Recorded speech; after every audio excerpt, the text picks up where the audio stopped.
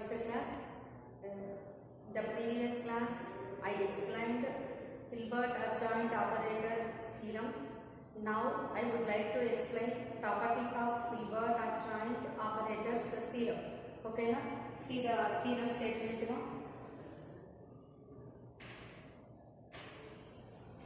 Theorem.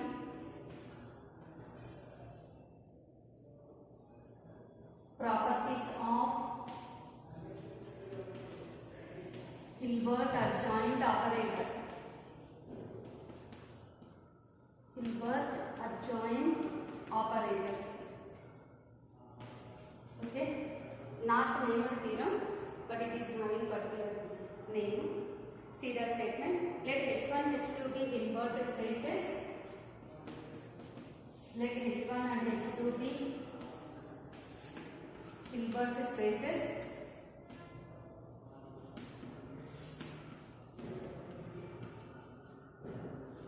And we are taking the operators S and T here.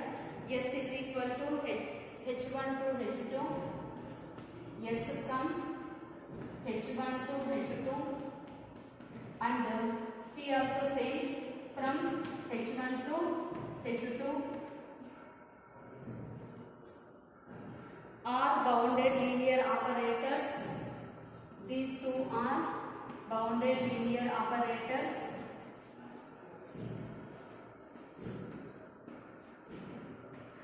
And alpha is any scalar. Alpha is any scalar. Then we have the following conditions. See the conditions. Then we have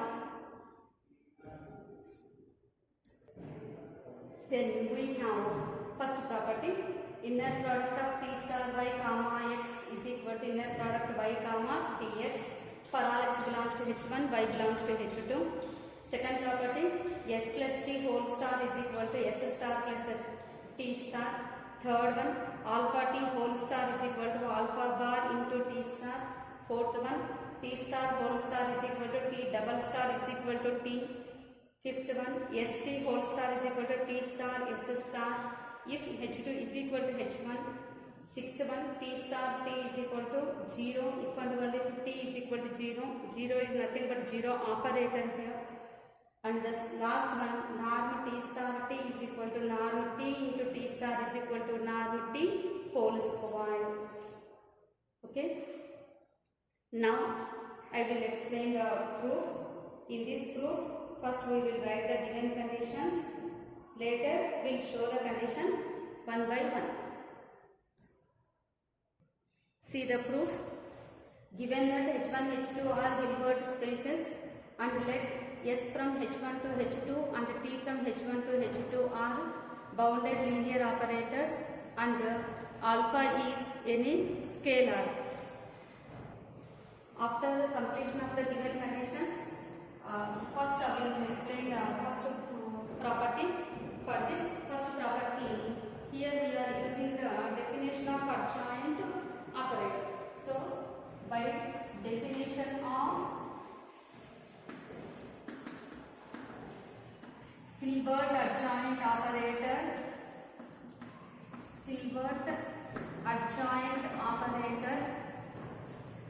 write the condition, that adjoint operator condition, inner product of Tx comma y is equal to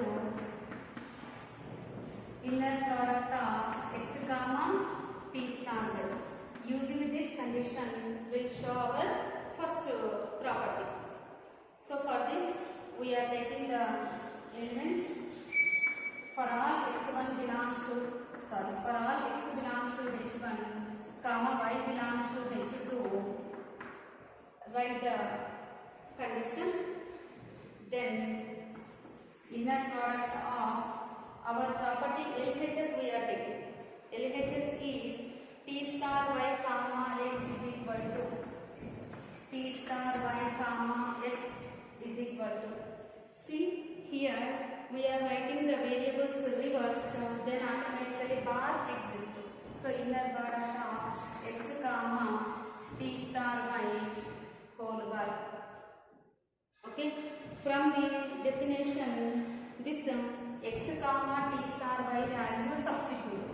value? Inner product of tx comma y whole bar. Okay. Once after substitution this our LHS is as it is. Continuation I am writing here. T star y comma x is equal to inner product of. Again we have to write the variables reverse. Then one more bar exists. So element double bar is equal to itself. So that inner product of t star y comma x is equal to inner product of y comma tx. See, this is our required first property.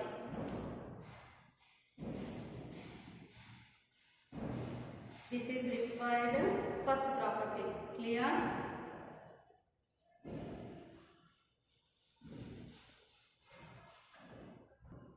Next one, second one. What is the second one?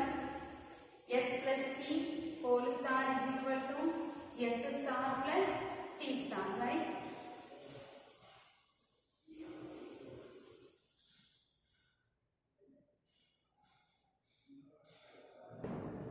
Second one. For this also, we are taking the variables x belongs to h1, comma y belongs to h2. Next line. Consider inner product of x comma s plus t whole star into y. S plus t whole star into y. Now, by applying the definition, it can be written as, sending this term to the side, s plus t of x comma y. Next, here multiplying with x on right. Next step, sx plus tx comma y. In the next step, we are writing separate inner product. Inner product of sx comma y plus inner product of tx comma y. Now, we are sending again the operators s to the operators s comma t to next variable, second variables. Then automatically, by the definition of adjoint operator, star exists. So x comma s star y plus x comma t star y. Okay. Now after this, again we are adding the variables. How to add the inner product? First variable same, so keep it as it is. Second variable we can add it s star y plus t star y. Y is common, so that x comma s star plus t star of y. For this line, write LHS also.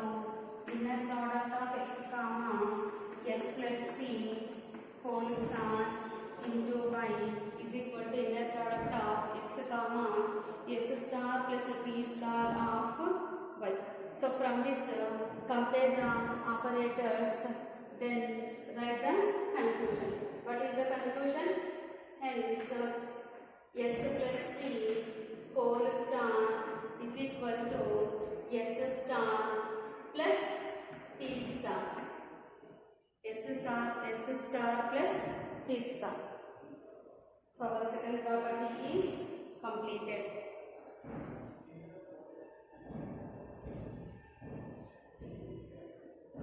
Next, go for the third property. For this third property, we want scalar alpha.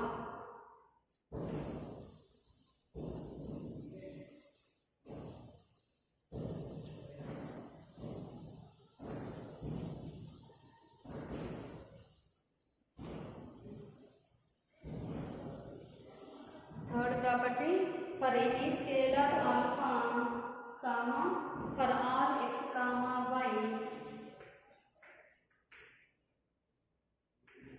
for any scalar alpha, comma, for all x, comma, y.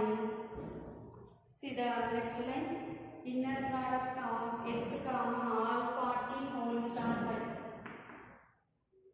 Inner product of x, comma, t, x, comma, alpha t whole star y.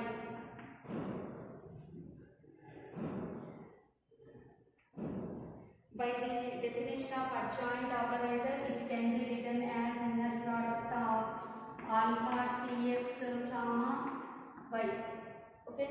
Next line. We have to write this alpha outside, then alpha into inner product of tx, comma, y. The next line is send the operator t to next variable, then by the definition star exists. Okay. Now we can send this variable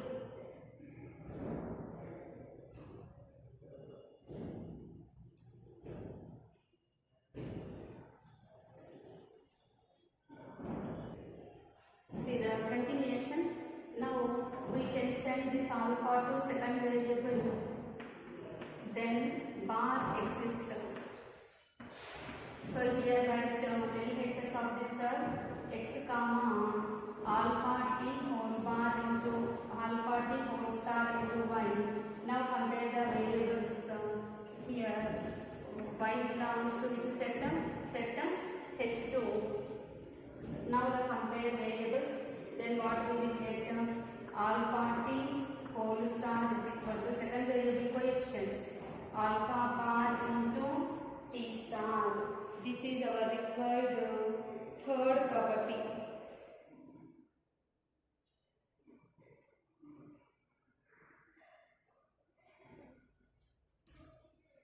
Next, fourth property. What is the fourth property? T star whole star is equal to T na?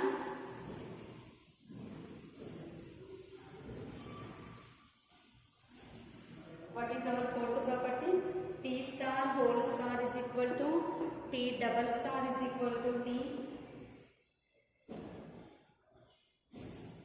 Fourth one, inner product of T star whole star comma x into x, comma, y. Now by the definition of Hilbert, x, comma, T star y. Next line, write the variables reverse, then automatically bar exists. So inner product of T star y, comma, x whole bar. Now again we have to apply Hilbert adjoint definition for this line. Then y, comma, T star whole star x whole bar. Wait ma, 1 minute. See ma, this step is not correct. After writing the reverse bar exists. Now here we are applying the inner Hilbert adjoint operator definition. Then it becomes y, comma, tx whole bar. Later here we have to write these terms are the words. Again bar exists tx, comma, y. So whole bar, double bar means to say itself the variable. So that inner product of T star whole star x, comma, y is equal to inner product of tx, comma, y. Now compare the variable here. Then T star whole star x is equal to Tx for all x belongs to H1. That is T star whole star is equal to, it can be written as T double star, that is equal to capital T. This is our required fourth point.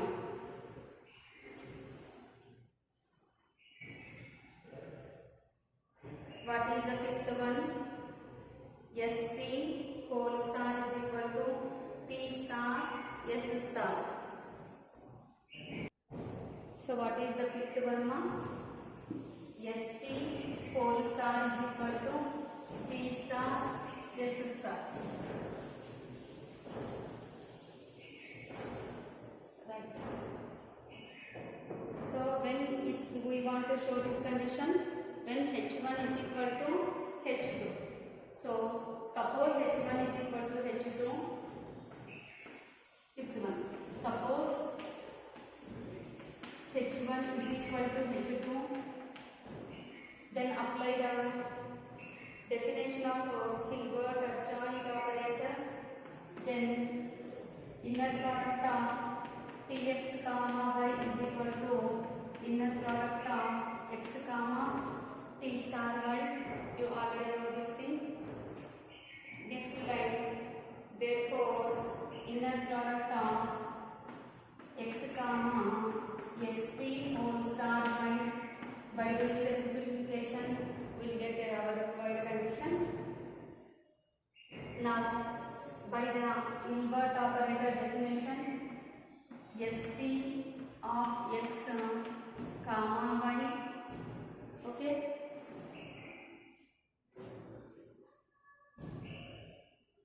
Now, it can be written as inner product of s of tx comma y.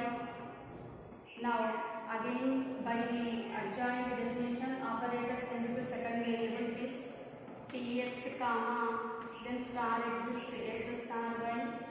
Next time sending this operator to second variable, then T star exists T star S star y. So what is our LHS? X comma st whole star y is equal to inner product x comma T star S star y. So write the conclusion. Therefore, st whole star is equal to T star S star. This is our required fifth point.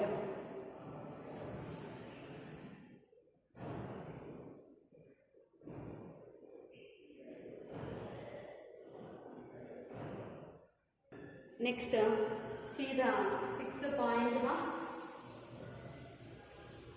What is the sixth point? Norm of sixth point is if T star T is equal to 0, if and only if T is equal to 0. So, T star T is equal to 0 by the definition of normed space, if and only if norm of the variable is equal to 0. Okay. Next, since T star is equal to T, substitute if and only if norm T into T is equal to 0. Nothing but norm T square is equal to 0. Nothing but norm T is equal to 0. Nothing but T is equal to 0. This is our required sixth property.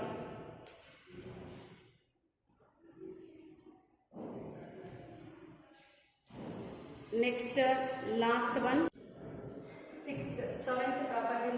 What is the seventh one? To show that norm T star T is equal to show that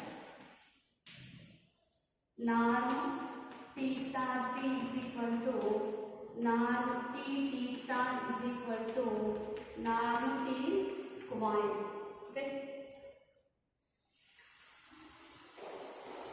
Now, norm Tx whole square is equal to norm x square formula in terms of the inner product is inner product of Tx comma Tx. Now, by the definition of adjoint, sending this variable to that side, x comma T star Tx. Now, inner product of x comma y is less than or equal to norm x into norm y. Okay. Norm tx square is less than or equal to norm x into norm t star t x.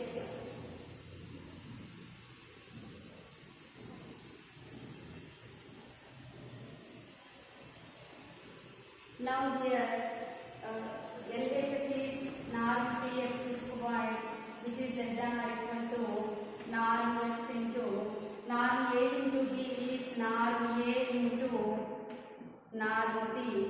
Already symbol less than or equal to is there. Now do the simplifications. Norm x into norm x is norm x square which is less than or equal to norm t star t into norm x square.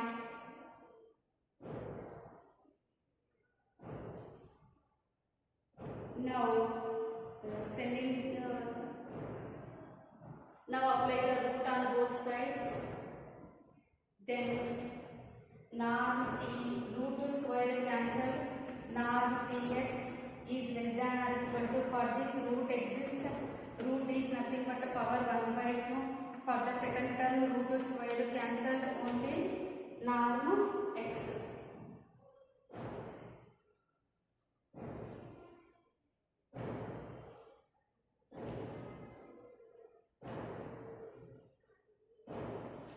Okay.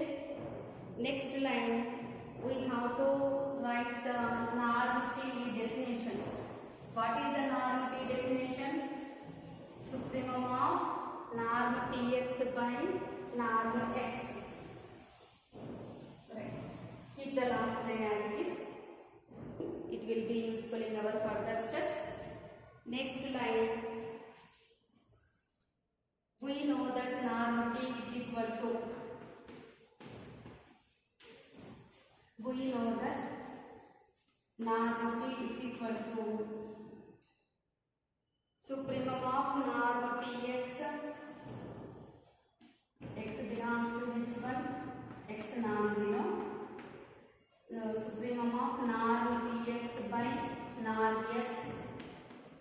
From the previous line, from here, we have to substitute norm tx value, then which is automatically symbol is less than or equal to supremum over x non-zero belongs to h1 norm t star t power 1 by 2 into norm x by norm x. Okay. Now I will erase this.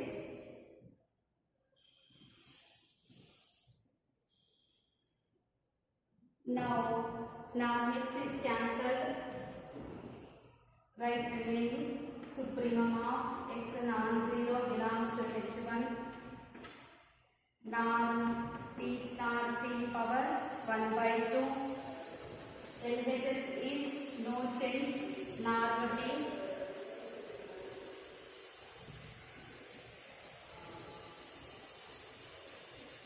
So in RHS, no x term, so that no use with supremum, we can simply eliminate and write it. Norm t is less than or equal to norm t star t power 1 by 2. Now taking the square on both sides, then norm t whole square is less than or equal to norm t star t.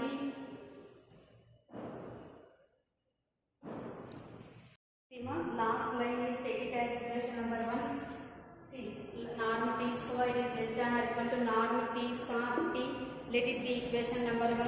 Our next line is under norm t star t, norm a into b is less than or equal to norm a into norm b. Okay, here we are using the since part, t star is equal to t.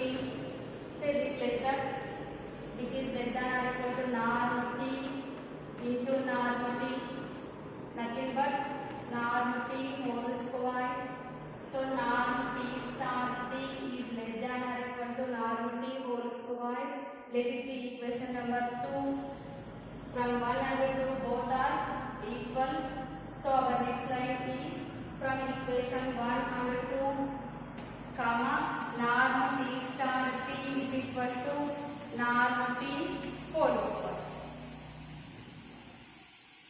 Next, replace T by T star, we get. Next line, replace T with T star,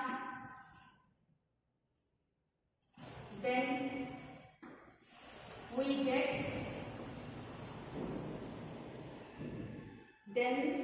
we get, so LHS in the RHS I am writing first now. Now in the RHS I am substituting in the writing norm T whole square, norm T star whole square is equal to norm, in place of T we are writing T star whole star, and in place of T star. Okay, in place of T star. Now by doing the simplifications we will get the answer.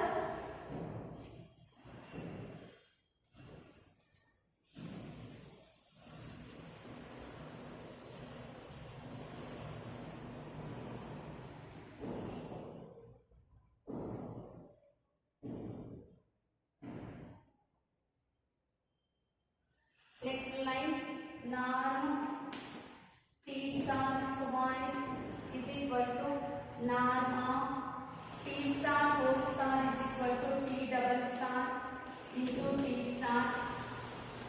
Okay. Norm T star whole square is equal to T double star is nothing but norm T star. Next, since norm T star is equal to norm T, again here we are using the since norm T star is equal to norm T. That since you can substitute in LHS, then norm T whole square is equal to norm T star. So from this line and from this line we will write the conclusion. So what is the conclusion? Hence norm T star is equal to norm T star T is equal to norm T whole square. Hence proved. So this is in part only for your understanding purpose. No need to write in the exams. This is our required 7th point. Okay.